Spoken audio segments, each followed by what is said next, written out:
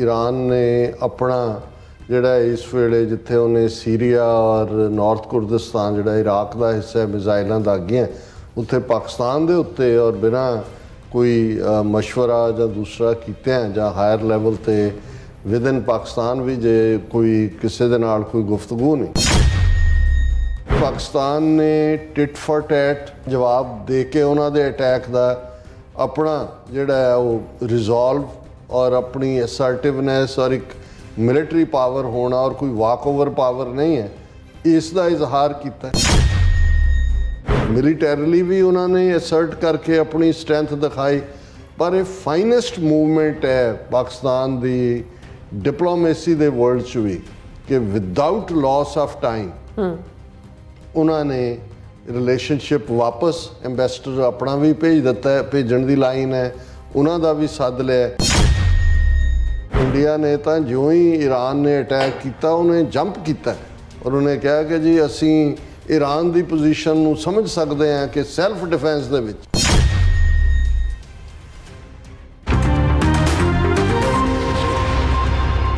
दर्शकों ਤੁਹਾਡਾ ਸਭ ਦਾ ਭਰਪੂਰ ਸਵਾਗਤ ਹੈ। ਸੋ ਵੀਅਰਸ ਗੱਲਬਾਤ ਕਰਨ ਜਾ ਰਹੇ ਹਾਂ ਪਾਕਿਸਤਾਨ ਤੇ ਈਰਾਨ ਦੇ ਹਵਾਲੇ ਨਾਲ ਕਿ ਪਾਕਿਸਤਾਨ ਅਤੇ ਈਰਾਨ ਵਿਚਾਲੇ ਮਿਜ਼ਾਈਲ ਹਮਲਿਆਂ ਦਾ ਆਦਾਨ ਪ੍ਰਦਾਨ ਹੋਇਆ ਜਿਸ ਨੇ ਸਭ ਨੂੰ ਬੜੇ ਹੀ ਫਿਕਰ ਵਿੱਚ ਪਾ ਦਿੱਤਾ ਸੀ ਔਰ ਪਾਕਿਸਤਾਨ ਨੇ ਜਿੱਥੇ ਦਿਲਵਦੀ ਕਰਕੇ ਕਰਨ ਵਾਲੇ ਜਿਹੜੇ ਈਰਾਨ ਨੂੰ ਸਬਕ ਸਿਖਾਇਆ ਉੱਥੇ ਭਾਰਤ ਨੂੰ ਵੀ ਜਿਹੜੀ ਨਸੀਹਤ ਦਿੱਤੀ ਸੀ। ਸੋ ਹੁਣ ਪਾਕਿਸਤਾਨ ਦੇ ਡਿਪਲੋਮੈਸੀ ਦਾ ਵਧੀਆ ਜਿਹੜਾ ਵਿਖਾਵਾ ਹੈ ਉਹ ਕਰਦਿਆਂ ਈਰਾਨ ਨਾਲ ਐਂਬੈਸਡਰ ਦੀ ਸਾਂਝ ਵਾਪਸ ਜਿਹੜੀ ਹੈ ਪਹਿਲਾਂ ਵਾਂਗ ਕਰ ਦਿੱਤੀ ਹੈ ਔਰ ਇਸ ਫਾਈਨ ਮੂਵ ਨੇ ਦੁਸ਼ਮਣ ਨੂੰ ਵੀ ਹੈਰਤ ਵਿੱਚ ਪਾ ਦਿੱਤਾ। ਸੋ ਇਸ ਬਾਰੇ ਆਪਾਂ ਗੱਲਬਾਤ ਕਰਨ ਜਾ ਰਹੇ ਹਾਂ। ਸੋ ਅਸੀਂ ਚਾਹਾਂਗੇ ਕਿ ਤੁਸੀਂ ਇਸੇ ਤਰ੍ਹਾਂ ਬਣੇ ਰਹਿਣਾ ਦੇਖਣ ਸੁਣਨ ਲਈ ਐਂਡ ਲਿਖਣ ਲਈ ਤੁਹਾਡਾ ਸਭ ਦਾ ਬਹੁਤ ਧੰਨਵਾਦ ਜੀ। ਰਾਜ ਸਾਹਿਬ ਕੀ ਵਿਚਾਰਾਂ ਨੇ? ਦੇਖੋ ਜਿਹੜਾ ਸਾਡਾ ਫਰਾਈਡੇ ਇਹ ਸੈਗਮੈਂਟ ਸੀ ਇਸ ਦੀ ਸ਼ੁਰੂਆਤ ਹੀ ਇਸ ਗੱਲ ਤੋਂ ਸੀ ਕਿ ਵੀ ਆਖਾਂ ਧੀ ਨੂੰ ਸੁਣਾਵਾਂ ਨੂੰਹ ਨੂੰ ਔਰ ਇਹ ਜਿਹੜਾ ਟਿਟ ਫॉर ਟੈਟ ਸੀ ਪਹਿਲਾਂ ਈਰਾਨ ਦੀ ਦਿਲਵਦੀ ਪਾਕਿਸਤਾਨੀ ਟੈਰੀਟਰੀ 'ਚ ਡਰੋਨਸ ਔਰ ਮਿਸਲਸ ਨਾਲ ਹਮਲਾ ਔਰ ਪਾਕਿਸਤਾਨ ਵੱਲੋਂ ਭਾਵੇਂ ਐਂਬੈਸਡਰ ਤਾਂ ਫੌਰਨ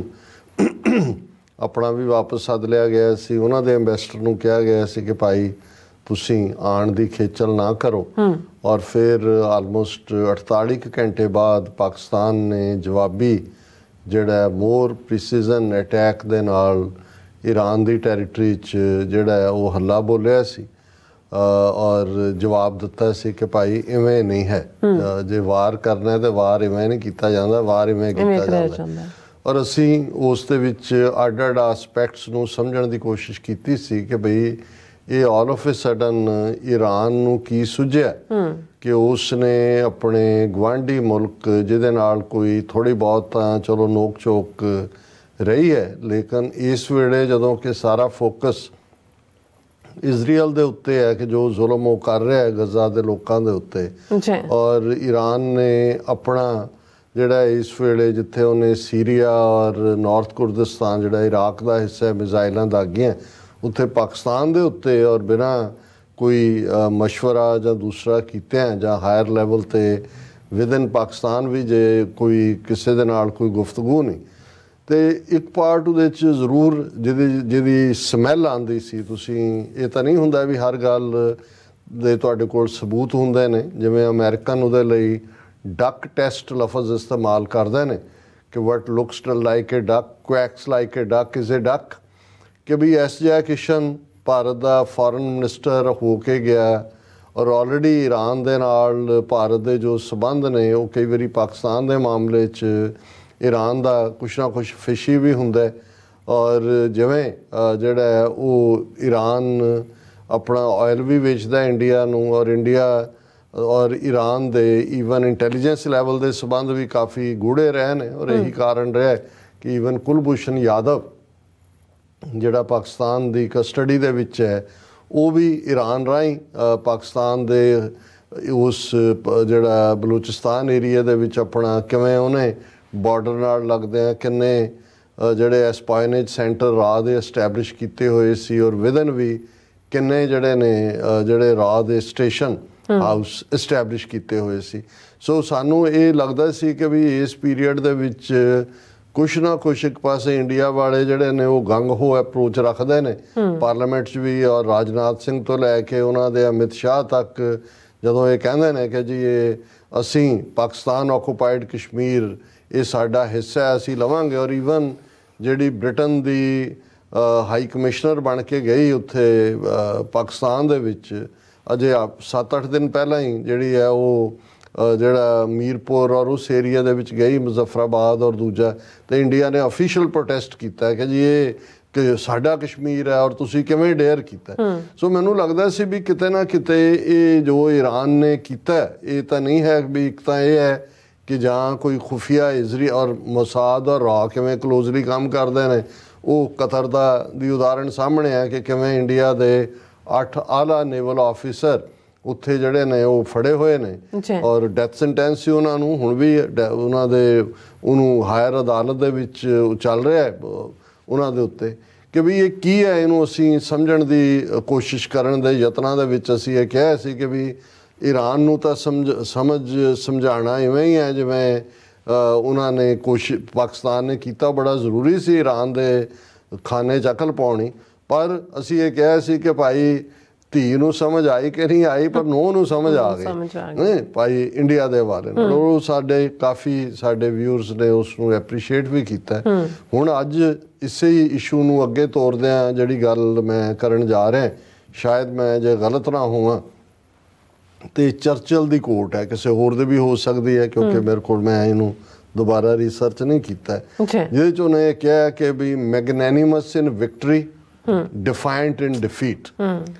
कि जदों तुसी ज़ाहिर है पाकिस्तान एक वड्डी फौजी ताकत है, ईरान ईवन मिलिटरली भी कोई मैच नहीं है पाकिस्तान का, और ये ईरान ने ही जिहड़ा है वो दिलवदी दिखाई और पाकिस्तान ने तो जवाबी कार्रवाई की। और इस तो बाद ये जंग दे मैदान च पाकिस्तान ने दस दिता है कि भाई इधर वल झाकिओ ना। लेकिन दूसरी जदों असी ये कहते हैं कि भी हुण भावें पाकिस्तान एक विक्टरी दे पैडेस्टल ते खलोते वांग भी बिहेव कर सकता सी, ईरान नूं होर धमकियां होर बहुत रेस्ट्रेंट रखे, पर जिहड़ा एक्शन क्योंकि जदों इस लैवल दे उत्ते डिप्लोमैटिक संबंध भी विगड़ते हैं, जिवें पाकिस्तान ने अपना एंबैसडर भी सद्दिया, ईरान वाले नूं कहा भी तू ना आई, और ईरान ने पाकिस्तान की जिहड़ी है टेरीटोरीअल वायलेशन की, स्पेस वायलेट किया ड्रोन और मिसल अटैक नाल, पाकिस्तान ने जवाबी किया। सो ये सारे तो ये जिहड़ा क्राइसिस है मिलिटरली भी अगे जा सकता सी, जिहदा फिक्र सानू भी सी बाकियां नूं भी सी, पर इन्नी जल्दी डिप्लोमैटिकली वापस ये संबंध जुड़नगे दा मतलब है कि भी बहुत चंगी तरह धी नूं भी समझ आ गई कि बई ये एवें ही किते पंगा लिया गया, खाम खा किवें होया है की नहीं। तो बाद जदों किसी ने कोई रिटायर होने तो बाद कोई किताब लिखी जां दूजा होएगा कि वट प्रॉम्प्टेड वट हैपन, पर मैं ये समझदा भी पाकिस्तान ने टिट फॉर टैट दा जवाब दे के उन्हां दे अटैक दा अपना जिहड़ा है वो रिजॉल्व और अपनी असर्टिवनेस और एक मिलिटरी पावर होना और कोई वाक ओवर पावर नहीं है, इसका इजहार किया है। पर इस तो भी अगे मैं समझदा है कि भी जिवें पाकिस्तान ने राइट होए, पाकिस्तान दे फॉरेन मिनिस्टर ने जिहड़ी है वो अपनी कम्युनिकेशन खोली ईरान दे फॉरेन मिनिस्टर नाल 26 जनवरी नूं जिहड़ा है वो आपो अपने मुल्कां दे एंबैसडर वापस आ जाणगे। बेशक इहदे च भी आया कि जी जिहड़े चाइना दे फॉरेन मिनिस्टर मिस्टर सुन वियोंग वो पाकिस्तान आए, उन्हें मीडिएट किया, उन्होंने भी किया होएगा, अपना रोल अदा किया होएगा। चाइना लिए भी पाकिस्तान जिहड़ा उन्हां दा ऑल वैदर फ्रेंड है, हर मौसम का दोस्त है, और ईरान और सऊदी अरेबिया के विचाले चाइना ने मीडिएशन करके नेड़े लिया एक दूजे नूं। और ईवन इस वेले ईरान जिहड़ा ईरान चाइना रशिया ये ब्लॉक अपने आप दे विच एक सिरदर्द बन रहा वैसटर्न ब्लॉक्स के लिए। कुछ भी होए पर असी समझते हैं भी पाकिस्तान ने इस मुद्दे ते भी मिलिटरली भी उन्होंने असर्ट करके अपनी स्ट्रेंथ दिखाई, पर एक फाइनेस्ट मूवमेंट है पाकिस्तान की डिप्लोमेसी दे वर्ल्ड च भी कि विदाउट लॉस ऑफ टाइम उन्होंने